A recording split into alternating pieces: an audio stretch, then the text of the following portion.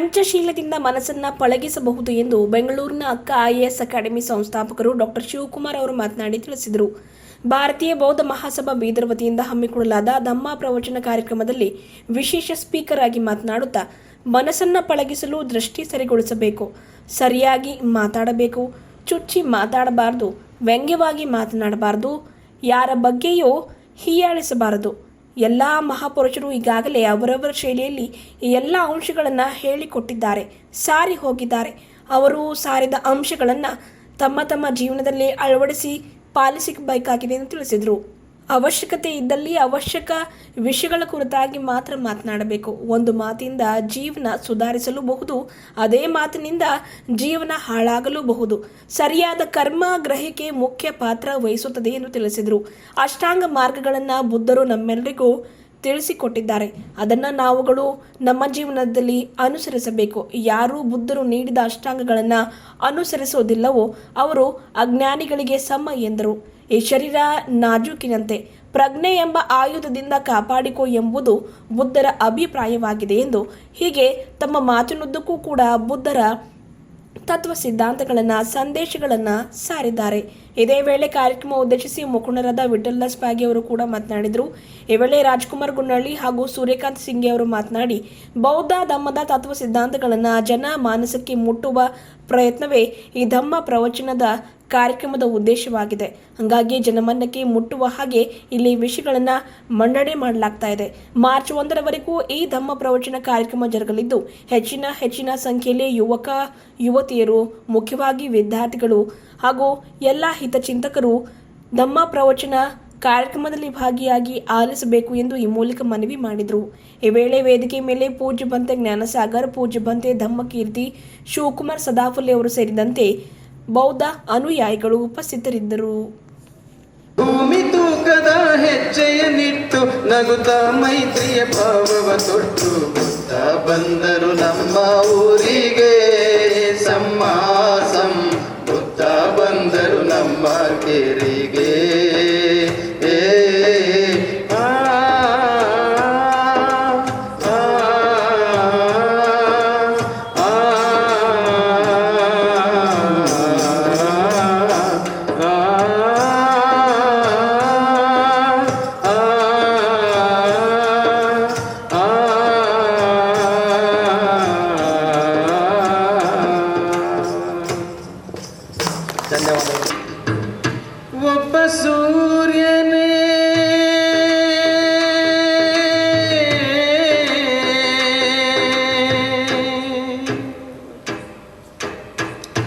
ಒಬ್ಬ ಸೂರ್ಯನೇ ಈ ಜಗತ್ತಿಗೆ ಅಂತೆ ನೀನು ಮಾನವ ಕುಲಕ್ಕೆ ನಿನ್ನಿ ಚೇತನ ಮುನ್ನಡೆಸಿದೆ ಜನ, ನಿನ್ನಿ ಚೇತನ ಮುನ್ನಡೆಸಿದೆ ಜನ, ಮಾರ್ಗದ ತನು ನೀನೆಂದೆಂದು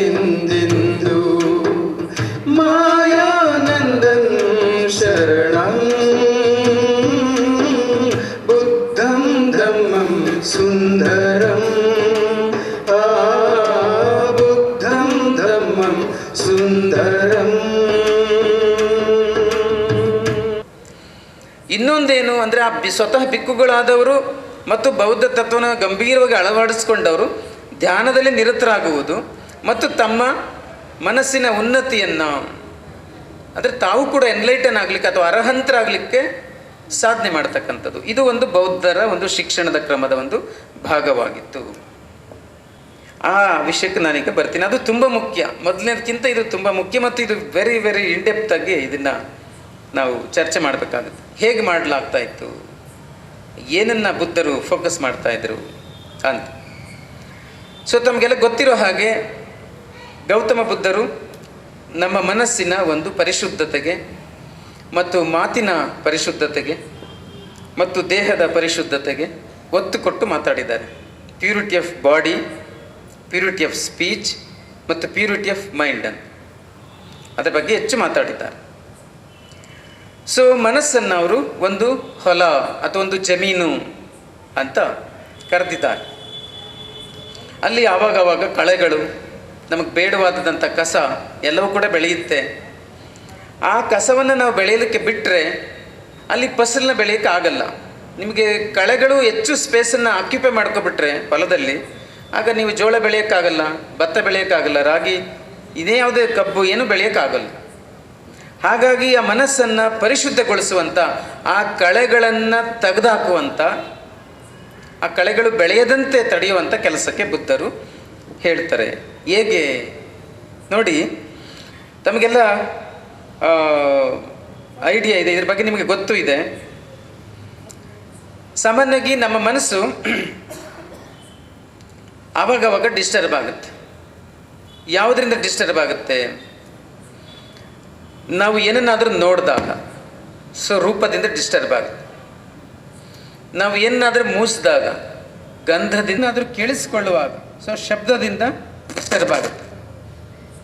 ಮತ್ತು ಏನಾದರೂ ಸ್ಪರ್ಶಿಸಿದಾಗ ಅದರಿಂದ ಡಿಸ್ಟರ್ಬ್ ಆಗುತ್ತೆ. ನೀವು ಕೇಳಿದ್ದೀರ, ರೂಪ, ಗಂಧ, ರಸ, ಶಬ್ದ, ಸ್ಪರ್ಶ, ಇವು ನಮ್ಮ ಮನಸ್ಸನ್ನು ಏರ್ಪೇರ್ ಮಾಡ್ತವೆ. ಈಗ ನೋಡಿ, ಒಂದ್ಸರಿ ಸೆಟ್ ಮಾಡಿ ಬಿಟ್ಬಿಡಿ ಬ್ರದರ್ ಮೈಕ್ನ. ಸಮಾಧಿಟ್ಟಿ ಅಂತ ನಿಮಗೆ ಗೊತ್ತು, ಸಮಾಧಿಟ್ಟಿ ಅಂತ, ಸರಿಯಾದ ದೃಷ್ಟಿ ಅಂತ ಇದಕ್ಕೆ ಕರೀತಾರೆ. ಇಲ್ಲಿ ನೋಡಿ, ಸಮಾಧಿಟ್ಟಿ ಅಂದರೆ ಏನು? ಈಗ ನಿಮಗೆ ಒಂದು ಪ್ರಶ್ನೆ ಕೇಳ್ತೀನಿ. ನಾವು ಯಾರನ್ನಾದರೂ ನೋಡುವಾಗ ಅವರು ಹೇಗಿದ್ದಾರೆ ಹಾಗೆ ನೋಡ್ತೀವೋ, ಅಥವಾ ನಾವು ಹೇಗಿದ್ದೀವೋ ಹಾಗೆ ನೋಡ್ತೀವೋ ಅಂತ? ಹೆಂಗೆ ಸ್ಟೂಡೆಂಟ್ಸ್ ಎಲ್ಲ ಅರ್ಥ ಮಾಡ್ಕೊತೀರಾ? ನಾವು ಯಾರನ್ನಾದ್ರೂ ನೋಡುವಾಗ ಅಥವಾ ಯಾವುದೇ ವಸ್ತು ವಿಷಯ, ಎನಿ ಥಿಂಗ್ಸ್ ನಮ್ಮ ಎದುರುಗಡೆ ಇರುವುದನ್ನು ನೋಡಿದಾಗ ಆ ವಸ್ತು ವಿಷಯ ಅಥವಾ ಆ ವ್ಯಕ್ತಿ ಹೇಗಿದ್ದಾರೆ ಹಾಗೆ ನಾವು ನೋಡುತ್ತೇವೋ, ಅಥವಾ ನಾವು ಹೇಗಿದ್ದೇವೆ ಹಾಗೆ ನೋಡುತ್ತೇವೋ? ಹೆಂಗೆ ನೋಡ್ತೀವಿ ಹೇಳಿ? ನಾವು ಹೆಂಗಿದ್ದೀವಿ ಹಂಗೆ ನೋಡ್ತೀವಿ. ಅದೇ ತಪ್ಪು ದೃಷ್ಟಿ, ಅದು ಅಕುಶಲ ದೃಷ್ಟಿ ಅಂತ ಬುದ್ಧರು ಹೇಳು. ಆ ವಸ್ತು ವಿಷಯ ಹೇಗಿದೆ ಹಾಗೆ ನೋಡುವುದಕ್ಕೆ ನಿಮ್ಮ ಕಣ್ಣನ್ನು ತರಬೇತಿಗೊಳಿಸಿ. ಯಾಕೆ ಅಂದರೆ, ಸೊ ಆ ರೀತಿ ಟ್ರೈನಪ್ ಮಾಡಬೇಕು, ನಮ್ಮ ಕಣ್ಣುಗಳನ್ನ ಹತ್ರ ಟ್ರೈನಪ್ ಮಾಡಬೇಕು. ಒಬ್ಬ ವ್ಯಕ್ತಿ ಅಥವಾ ಒಂದು ವಸ್ತು ಅಥವಾ ಒಂದು ವಿಷಯ ಅಥವಾ ಯಾವುದಾದ್ರೂ ಕೂಡ ಅದು ಹೇಗಿದೆಯೋ ಹಾಗೆ ಗ್ರಹಿಸುವ, ಹಾಗೆ ಅರ್ಥ ಮಾಡಿಕೊಳ್ಳುವ, ಹಾಗೆ ನೋಡುವುದಕ್ಕೆ ನಿಮ್ಮ ಕಣ್ಣುಗಳಿಗೆ ತರಬೇತಿ. ಹಂಗೆ ನೋಡಿದ್ರೆ ಅದು ಸಮಾಧಿಟ್ಟಿ, ಸರಿಯಾದ ದೃಷ್ಟಿ. ಮತ್ತಿಲ್ಲಿ ಮೈಂಡ್ಗೂ ಕಣ್ಣಿಗೂ ಸಂಬಂಧನೂ ಇದೆ. ನಾನು ಮೊದಲೇ ಹೇಳಿದೆ, ಮನಸ್ಸು ಉಲ್ಲಸಿತವಾಗಿದ್ದಾಗ ಅಥವಾ ಸಮಾಧಾನವಾಗಿದ್ದಾಗ ನಮ್ಮ ದೃಷ್ಟಿ ಅದು ಸರಿಯಾಗಿ ಇರುತ್ತೆ. ಮನಸ್ಸು ಡಿಸ್ಟರ್ಬ್ ಆಗಿದ್ದಾಗ ಆಗ ದೃಷ್ಟಿ ಸಹಜವಾಗಿ ಸರಿಯಾಗಿರೋಕ್ಕೆ ಸಾಧ್ಯವೇ ಇಲ್ಲ. ಹಾಗಾಗಿ ಅದಕ್ಕೂ ಕೂಡ ಇದಕ್ಕೂ ಕೂಡ ಸಂಬಂಧ ಇದೆ. ಸಮಾಧಿಟ್ಟಿ ಇದ್ರ ಬಗ್ಗೆ ಎಷ್ಟು ಮಾತಾಡಿದ್ರೂ ಕಡಿಮೆನೆ. ನಮ್ಮ ಎಷ್ಟು ದುಃಖಗಳು ಇದರಲ್ಲಿ ಅಡಗಿವೆ ನೋಡಿ, ಎಷ್ಟು ದುಃಖಗಳು ಅಡಗಿವೆ. ನಾವು ಹೇಗಿದ್ದೀವಿ ಹಂಗೆ ನೋಡಿಬಿಟ್ಟು ನಾವು ಡಿಸೈಡ್ ಮಾಡಿಬಿಡ್ತೀವಿ. ಆದರೆ ನಾವು ನೋಡ್ದಂಗೆ ಅವ್ರು ಇರಲ್ಲ, ಅವ್ರು ಹೆಂಗಿರ್ಬೇಕು ಹಂಗಿರ್ತಾರೆ. ಅದು ನಮಗೆ ಲೇಟಾಗಿ ಗೊತ್ತಾಗುತ್ತೆ. ಆಗ ನಾವು ಇವ್ರು ಉಲ್ಟಾ ಹೊಡೆದ್ಬಿಟ್ರು ಅಂತೀವಿ. ಅವ್ರು ಉಲ್ಟಾ ಹೊಡೆದಿಲ್ಲ, ಅವ್ರು ಇರೋದೇ ಹಂಗೆ. ಅದು ನಾವು ಅವ್ರು ಇರುವಂತೆ ನಾವು ಅರ್ಥ ಮಾಡ್ಕೊಳ್ಳೋಕ್ಕಾಗಿಲ್ಲ, ನಾವಿರುವಂತೆ ಅರ್ಥ ಮಾಡಿಕೊಂಡು ಸಮಸ್ಯೆ ಆಗಿದೆ ಈಗ.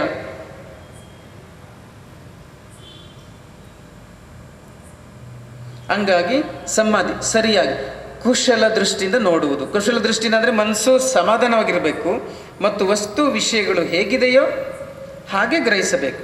ಒಬ್ಬ ವ್ಯಕ್ತಿ ಹೇಗಿರುತ್ತಾನೆ ಅಥವಾ ಹೇಗಿರುತ್ತಾಳೆ ಅಥವಾ ಒಂದು ವಸ್ತು ಹೇಗಿರುತ್ತದೆ ಹಾಗೆಯೇ ಅದನ್ನು ಗ್ರಹಿಸುವುದು, ನೋಡುವುದು. ಇದು ಸಮಾಧಿಟ್ಟಿ. ಸೊ ಅಷ್ಟಾಂಗ ಮಾರ್ಗದಲ್ಲಿ ಇದು ಭಾಳ ಮುಖ್ಯವಾದ್ದು, ಇದು ಕೂಡ ಭಾಳ ಮುಖ್ಯವಾದಂತ. ಅಂದರೆ ಮನಸ್ಸನ್ನು ಪಳಗಿಸಲಿಕ್ಕಾಗಿ, ಸೊ ಮನಸ್ಸನ್ನು ಒಂದು ಹದಗೊಳಿಸಲಿಕ್ಕಾಗಿ ಅಥವಾ ಯಾವುದೇ ಡಿಸ್ಟರ್ಬೆನ್ಸ್ಗೆ ಅದು ಏರ್ಪೇರಿಗೆ ಒಳಗಾಗದೇ ಇರೋ ಥರ ಅದನ್ನು ಒಂದು ಕೋಟೆ ಕೊತ್ತಲಗಳಿಂದ ರಕ್ಷಿಸಲ್ಪಟ್ಟ ನಗರವನ್ನಾಗಿ ಮಾಡಲಿಕ್ಕಾಗಿ ಮಾಡಬೇಕಾಗಿರೋ ಫಸ್ಟ್ ಕೆಲಸ ಅಂದರೆ ದೃಷ್ಟಿಯನ್ನು ಸರಿಗೊಳಿಸುವುದು, ಸಮಾಧಿಟ್ಟಿ. ನೆಕ್ಸ್ಟ್ ನಿಮ್ಗೆ ಗೊತ್ತು ಸಮ್ಮವಾಚ ಅಂದರೆ ಸರಿಯಾಗಿ ಮಾತನಾಡುವುದು ಅಂತ.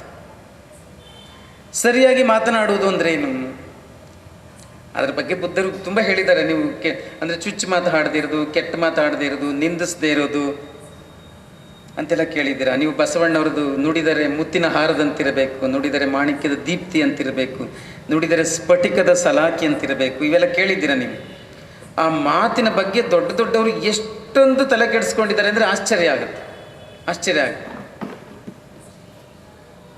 ಅಲ್ಲಮ ಪ್ರಭು, ಮಾತೆಂಬುದು ಜ್ಯೋತಿರ್ಲಿಂಗ, ಸ್ವರವೆಂಬುದು ಪರತತ್ವ, ತಾಳೋಷ್ಟ್ರ ಸಂಪುಟವೆಂಬುದು ನಾದಬಿಂದು ಕಳಾತೀತ, ಗುಹೇಶ್ವರನ ಶರಣರು ನುಡಿದು ಸೂತಕಿಗಳಲ್ಲ ಕೇಳಮರುಳೆ. ಎಂಥ ಬ್ಯೂಟಿಫುಲ್ ವಾಯ್ಸ್.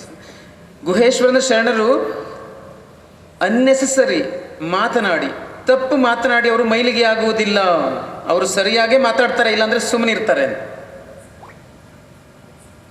ಸೊ ಸಮ್ಮವಾಚ, ಭಗವಾನ್ ಬುದ್ಧರ ಸಮ್ಮವಾಚ, ಸರಿಯಾಗಿ ಮಾತನಾಡುವುದು, ಅವಶ್ಯಕತೆ ಇದ್ದಲ್ಲಿ ಮಾತನಾಡುವುದು, ತಪ್ಪು ಮಾತನಾಡದಿರುವುದು, ಯಾರಿಗೂ ನೋಯಿಸದೆ ಮಾತಾಡುವಂಥದ್ದು. ನೋಡಿ ಎಷ್ಟು ದುಃಖಕ್ಕೆ ಒಳಗಾಗ್ತೀವಿ ನಾವು. ಅಂದರೆ ನಾವು ಸರಿಯಾಗಿ, ನಿಮಗೆ ಈಗ ಹೆಂಗೆ ಆಗಿದೆ, ಒಂದು ನಮ್ಮ ಬುದ್ಧಿ ಸ್ಥಿಮಿತದಿಲ್ಲದೆ ಇರುವಾಗ, ನಮ್ಮ ಮನಸ್ಸು ಡಿಸ್ಟರ್ಬ್ ಆಗಿದ್ದಾಗ ಬಾಯಿಂದ ಬರೋ ಒಂದು ಮಾತು ಏನು ಅನಾಹುತ ಬೇಕಾದ್ರೆ ಮಾಡ್ಬೋದು, ಎಷ್ಟು ದೊಡ್ಡ ನಷ್ಟ ಉಂಟು ಮಾಡ್ಬೋದು ಬೇಕಾದ್ರೆ ನಮ್ಮ ಹತ್ರ ನಮಗೆ. ಆದರೆ ಊಹೆ ಮಾಡೋಕ್ಕೆ ಆಗಲ್ಲ. ಕೆಲವರು ಒಂದು ಮಾತಿಂದ ಅವರ ಕರಿಯರೇ ಮುಗಿದೋಗ್ಬಿಟ್ಟಿದೆ, ಹಂಗೆಲ್ಲ ಆಗಿದೆ. ಸುತ್ತಮುತ್ತ ನಾವು ನೋಡಿದ್ದೀವಿ, ಒಂದು ಮಾತಿಂದ ಅವ್ರ ಕರಿಯರೇ ಹಾಳಾಗೋಗಿದೆ. ಸೊ ಹಂಗಾಗಿ ಸಮ್ಮವಾಚ. ನೀವು ಗಮನಿಸಿ, ಹಳ್ಳಿಗಳಲ್ಲಿ ನಮ್ಮ ಸುತ್ತಮುತ್ತ ಇರುವಂಥ ಜನರು ಪ್ರತಿನಿತ್ಯ ಹೇಗೆ ಮಾತಾಡ್ತಾರೆ, ಎಷ್ಟು ಕೆಟ್ಟ ಭಾಷೆಯನ್ನು ಬಳಸ್ತಾರೆ, ಎಷ್ಟು ಚುಚ್ಚು ಮಾತಾಡೋ ಭಾಷೆ ಬಳಸ್ತಾರೆ, ಎಷ್ಟು ಅಶ್ಲೀಲ ಭಾಷೆಗಳನ್ನ ಬಳಸ್ತಾರೆ ನೋಡಿ. ತಾಳೋಷ್ಟ್ರ ಸಂಪುಟವೆಂಬುದು ನಾದಬಿಂದು ಕಳಾತೀತ ಅಂತ. ಅಂದರೆ ಈ ಅಕ್ಷರದ ಉಗಮದ ಸ್ಥಾನ ಬಾಯಿ ಅತ್ಯಂತ ಪವಿತ್ರವಾದದ್ದು, ಪರಿಶುದ್ಧವಾದದ್ದು ಅಂತ. ಹಂಗಾಗಿ ಸಮ್ಮವಾಚ ಅಂದರೆ ಸರಿಯಾಗಿ ಮಾತನಾಡುವುದು. ಹೀಗೆ ನೀವು 8 ಕೂಡ ನೀವೇ ಅರ್ಥ ಮಾಡ್ಕೊಳ್ಳಿ. ಸರಿಯಾದ ಕಮ್ಮ ಅಂತ, ಸರಿಯಾಗಿ ಕೆಲಸ ಮಾಡ್ತಕ್ಕಂಥದ್ದು, ಸರಿಯಾದ ಗ್ರಹಿಕೆ, ಸರಿಯಾದ ಪ್ರಯತ್ನ, ಅದು ಅಪ್ಡೇಟ್ ಆಗೋದು ಅಂದರೆ ಹಾಗೆ ಅಪ್ಡೇಟ್ ಅದರ ಅರ್ಥ ನಮ್ಮ ದಮ್ಮ ಬಿಟ್ಬಿಡ್ತೀವಿ ಅಂತಲ್ಲ, ದಮ್ಮದ ಅದರ ಒಂದು ಬ್ಯಾಕ್ ಸಪೋರ್ಟ್ ಇಟ್ಕೊಂಡು ಇದನ್ನು ಕಲಿಬೇಕು. ಹಂಗಾದಾಗ ಹೊಸ ಜನ್ರೇಷನ್ನ ಇಂಪ್ರೆಸ್ ಮಾಡೋದಕ್ಕೆ, ಹೊಸ ಜನ್ರೇಷನ್ಗೆ ಬೇಕಾದೆಲ್ಲ ಕೊಡಲಿಕ್ಕೆ ಎಲ್ಲ ಬಿಕ್ಕುಗಳಿಗೂ ಸಾಮರ್ಥ್ಯ ಬರ್ತದೆ. ಇಲ್ಲಾಂದರೆ ಅವರು AI ಆರ್ಟಿಫಿಷಿಯಲ್ ಇಂಟೆಲಿಜೆನ್ಸ್ ಓದ್ತಾ ಇರ್ತಾರೆ, ನಾವು ಬರೀ ದಮ್ಮ ಅಷ್ಟೇ ಬೋಧನೆ ಮಾಡ್ತಾ ಇರ್ತೀವಿ ಅಲ್ವೇ? ನಿಜ ತಾನೇ ಅಂತ. ಹೊಸದು ಅವರು ಓದ್ತಾ ಇದ್ದಾರೆ, ಎಲ್ಲಿ ಬೇರೆ ಬೇರೆದೆಲ್ಲ ಓದ್ತಾ ಇರ್ತಾರೆ ಅವರು. ಹಾಗಾಗಿ ನೋಡಿ, ನಾವು ಹಿಂದೆ ಬೌದ್ಧ ಬಿಕ್ಕು ನಿವಾಸ ಕಲಿಕಾ ಕೇಂದ್ರಗಳಾಗಿದ್ದು ಅಂತ. ಈಗಲೂ ಕೂಡ ಹಂಗೆ ಆಗಲೇಬೇಕು. ಹಂಗಾದರೆ ಮಾತ್ರ ಅದರದನ್ನು ಹೆಚ್ಚು ಜನರಿಗೆ ರೀಚ್ ಆಗೋಕ್ಕೆ, ತಲುಪಲಿಕ್ಕೆ ಸಾಧ್ಯ ಆಗುತ್ತೆ. ಆ ನಿಟ್ಟಿನಲ್ಲಿ ಯಾರ್ಯಾರು ದೊಡ್ಡವರು ಅಂತ ಇದ್ದಾರೆ ಕರ್ನಾಟಕದಲ್ಲಿ, ಭಾರತದಲ್ಲಿ, ದೊಡ್ಡ ದೊಡ್ಡ ಪೂಜ್ಯರು, ಬಿಕ್ಕುಗಳು ಮತ್ತು ವಿದ್ವಾಂಸರು, ಅವರೆಲ್ಲರೂ ಸೇರಿ ಏನಾದರೂ ಒಂದು ಸೊಲ್ಯೂಷನ್ನ, ಪರಿಹಾರವನ್ನು ಕಂಡುಹಿಡೀಲಿ ಅಂತ ನಾನು ಹೇಳ್ತಾ, ಬುದ್ಧಧಮ್ಮ ಒಂದು ರೀತಿಯಲ್ಲಿ ಇಡೀ ಜಗತ್ತಿನ ಶಿಕ್ಷಣ ನೀತಿಯನ್ನೇ ಬದಲಾಯಿಸಿತು, ಇಡೀ ಜಗತ್ತಿನ ಶಿಕ್ಷಣ ನೀತಿಯನ್ನೇ ಪ್ರಭಾವಿಸಿತು, ಇಡೀ ಜಗತ್ತಿನ ಶಿಕ್ಷಣ ನೀತಿಯನ್ನೇ ಒಂದು ಹೊಸ ದಿಕ್ಕಿಗೆ ಕೊಂಡೊಯ್ತು. ಜನಗಳನ್ನ ಕತ್ತಲ ಕಡೆ ಕರ್ಕೊಂಡು ಹೋಗ್ತಾ ಇದ್ದವ್ರನ್ನ ಬೆಳಕಿನ ಕಡೆಗೆ. ಎನರ್ಜಿ ಹೊರಗಡೆ ಇಲ್ಲ, ನಿಮ್ಮ ಒಳಗಡೆನೇ ಇದೆ. ದಿವ್ಯ ಶಕ್ತಿ ಹೊರಗಡೆ ಇಲ್ಲ, ನಿಮ್ಮ ಒಳಗಡೆನೇ ಇದೆ. ಹುಡುಕಿ ಕಂಡುಕೊಳ್ಳಿ ಅಂತ ಹೊಸ ಒಂದು ದಾರಿನ ತೋರಿಸೋ ನಿಟ್ಟಿನಲ್ಲಿ ಬೌದ್ಧ ಧಮ್ಮ ಜಗತ್ತಿಗೆ ಒಂದು ರೀತಿ ಮಾರ್ಗದರ್ಶಕ, ಜಗತ್ತಿಗೆ ಒಂದು ರೀತಿಯ ಒಂದು ಮಾರ್ಗದಾತ ಅಂತ ಕೆಲಸವನ್ನು ಮಾಡಿದೆ.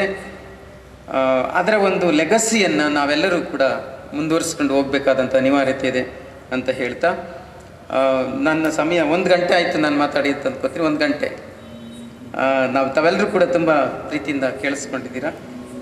ನಿಮ್ಮೆಲ್ಲರಿಗೂ ಕೂಡ ನಾನು ಹೃತ್ಪೂರ್ವಕವಾದಂಥ ಧಮ್ಮ ವಂದನೆಗಳನ್ನ ಸಲ್ಲಿಸಿ ನಾನು ಮಾತು ಮುಗಿಸ್ತೀನಿ. ಎಲ್ರಿಗೂ ಧನ್ಯವಾದ. ನಮ್ಮ ಬುದ್ಧ ಜೈ. ಆಗ ಅದಲ್ಲದೇನೆ ಆರ್ಥಿಕವಾಗಿ ತುಂಬ ಬಡವರಾಗಿ, ಆದರೆ ಅವರಲ್ಲಿ ಪ್ರತಿಭೆ ಇದ್ದರೆ ಅವರಿಗೆ ಎಲ್ಲ ರೀತಿಯ ಸಹಾಯ ಸಹಕಾರವನ್ನು ಕೊಡುವುದು ಸಹ ಅವರು ತಮ್ಮ ಕರ್ತವ್ಯವೆಂದು ತಿಳಿದಿದ್ದಾರೆ. ಬೋಧನೆಯಲ್ಲಿ ಹೇಳಬೇಕಾದ್ರೆ ಅವರು ಸುಮಾರು 20 ವರ್ಷಗಳಿಂದ IAS ಮತ್ತು IPS ಪರೀಕ್ಷೆಗಳನ್ನು ಕಟ್ಟುವ ವಿದ್ಯಾರ್ಥಿಗಳಿಗೆ ಕನ್ನಡ ವಿಷಯವನ್ನು ಅವರು ಬೋಧನೆ ಮಾಡ್ತಾರೆ. ಎಲ್ಲೆಲ್ಲಿ ಬೋಧನೆ ಮಾಡ್ತಾರೆ ಅವರು ಅಂದರೆ, IAS ತರಬೇತಿಯನ್ನು ಕೊಡ್ತಕ್ಕಂಥ ವಾಜಿರಾಮ್ ಹಾಗೂ Ravi institute for IAS coaching ನವದೆಹಲಿಯಲ್ಲಿ ಮಾಡ್ತಾರೆ. ALS ನಲ್ಲಿ ನವದೆಹಲಿಯಲ್ಲಿ, RC Reddy IAS study circle ಹೈದರಾಬಾದ್ನಲ್ಲಿ ಕೆಲಸ ಮಾಡ್ತಾರೆ. ಅದರ ಜೊತೆಗೆ 2011ರಲ್ಲಿ IAS ಅಕಾಡೆಮಿ ಎಂಬ ತಮ್ಮದೇ ಆಗಿರುವ ಒಂದು ಸಂಸ್ಥೆಯನ್ನು ತೆರೆದು ಬೆಂಗಳೂರಿನಲ್ಲಿ ಮತ್ತು ಮೈಸೂರಿನಲ್ಲಿ IAS IPS ಅಭ್ಯರ್ಥಿಗಳಿಗೆ ಅವರು ತರಬೇತಿಯನ್ನು ಕೊಡೋ ಕೆಲಸ ಮಾಡ್ತಾರೆ. ಸುಮಾರು 20ಕ್ಕಿಂತ ಹೆಚ್ಚು ಪುಸ್ತಕಗಳನ್ನು ಅವರು ಪ್ರಕಟಣೆ ಮಾಡಿದ್ದಾರೆ, ಬರೆದಿದ್ದಾರೆ. ಅದರಲ್ಲಿ 100ಕ್ಕೂ ಹೆಚ್ಚು ಲೇಖನಗಳು ಸುಪ್ರಸಿದ್ಧ ಪತ್ರಿಕೆಗಳಾದ ಪ್ರಜಾವಾಣಿ, ಕನ್ನಡಪ್ರಭ, ವಾರ್ತಾಭಾರತಿ, ಆಂದೋಲನ, ಪ್ರಬುದ್ಧ ಭಾರತ ಇಂಥ ಅನೇಕ ದೈನಿಕ, ಅರ್ಧವಾರ್ಷಿಕ, ಮಾಸಿಕ ಪತ್ರಿಕೆಗಳಲ್ಲಿ ಅವರು ಪ್ರಕಟಗೊಂಡಿವೆ. 2012ರಲ್ಲಿ ಅವರೇನು ಸಂಶೋಧನೆ ಮಾಡಿ PhD ಪಡೆದುಕೊಂಡಿದ್ದಾರೆ ಅದನ್ನು ಕನ್ನಡ ಸಾಹಿತ್ಯದಲ್ಲಿ ಮಾಡಿರುವ ಅತ್ಯುತ್ತಮ ಸಂಶೋಧನಾ ಪ್ರಬಂಧ ಅಂತ ಪರಿಗಣಿಸಲಾಗಿದೆ. ಇದು ತುಂಬ ಒಂದು ಅದ್ಭುತವಾಗಿರ್ತಕ್ಕಂತಹ ಸಂಶೋಧನೆಯನ್ನು ಮಾಡಿದ್ದಾರೆ. ಅವರಿಗೆ ನಾವು ಜೋರಾದ ಚಪ್ಪಾಳೆಯೊಂದಿಗೆ ಅಭಿನಂದಿಸೋಣ.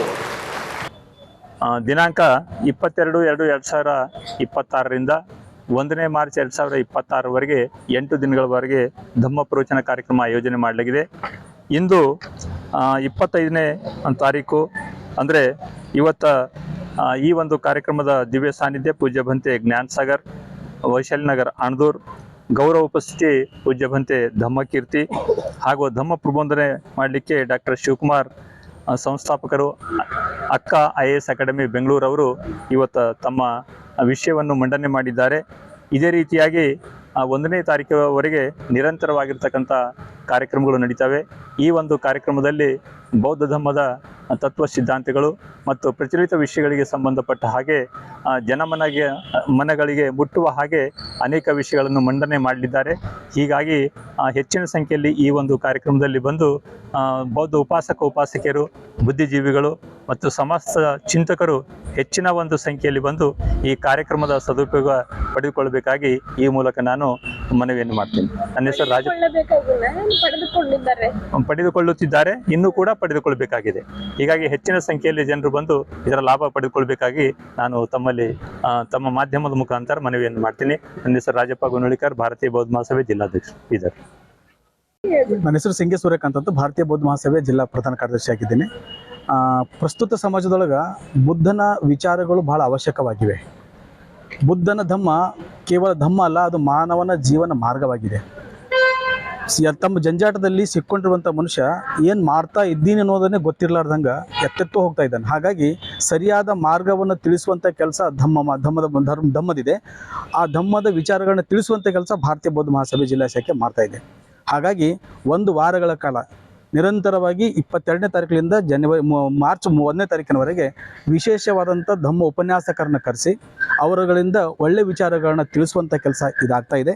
ಹಾಗಾಗಿ ಬೀದರ್ ಜಿಲ್ಲೆಯಲ್ಲೇ ಅಷ್ಟೇ ಅಲ್ಲದೆ ಈ ಮಾಧ್ಯಮದ ಮೂಲಕ ಎಲ್ಲರೂ ಕೂಡ ಬುದ್ಧನ ತತ್ವಗಳನ್ನ ಕೇಳಿ ಅದನ್ನು ಮನವರಿಸಿಕೊಂಡು ಆ ರೀತಿಯ ನಡೆದಿದ್ದೇ ಅದರಲ್ಲಿ ನಿಜವಾಗಿ ಕೂಡ ಮಾನವನಿಗೆ ಏಳಿಗೆ ಆಗ್ತದೆ, ನಮ್ಮನ್ನು ನಾವು ಉದ್ಧಾರ ಮಾಡ್ಕೊಳ್ಳಿಕ್ಕೆ ಸಾಧ್ಯ ಅದ ಅನ್ನುವಂಥ ವಿಚಾರವನ್ನೇ ತಿಳಿಸ್ಲಿಕ್ಕಂತಲೇ ಈ ಧಮ್ಮ ಪ್ರವಚನ ಕಾರ್ಯಕ್ರಮ ಆಗಿದೆ. ಇದಕ್ಕೆಲ್ಲರೂ ಕೂಡ ಹೆಚ್ಚಿನ ಸಂಖ್ಯೆಯಲ್ಲಿ ಬಂದು ಅದನ್ನು ಆಸ್ವಾದಿಸಿ ತಮ್ಮ ಜೀವನ ಉತ್ತಮಪಡಿಸ್ಕೋಬೇಕಂತ ನನ್ನ ಮನವಿದೆ. ಸೂರ್ಯಕಾಂತ್ ಸಿಂಗೆ, ಪ್ರಧಾನ ಕಾರ್ಯದರ್ಶಿ, ಜಿಲ್ಲಾ BSA ಬೀದರ್.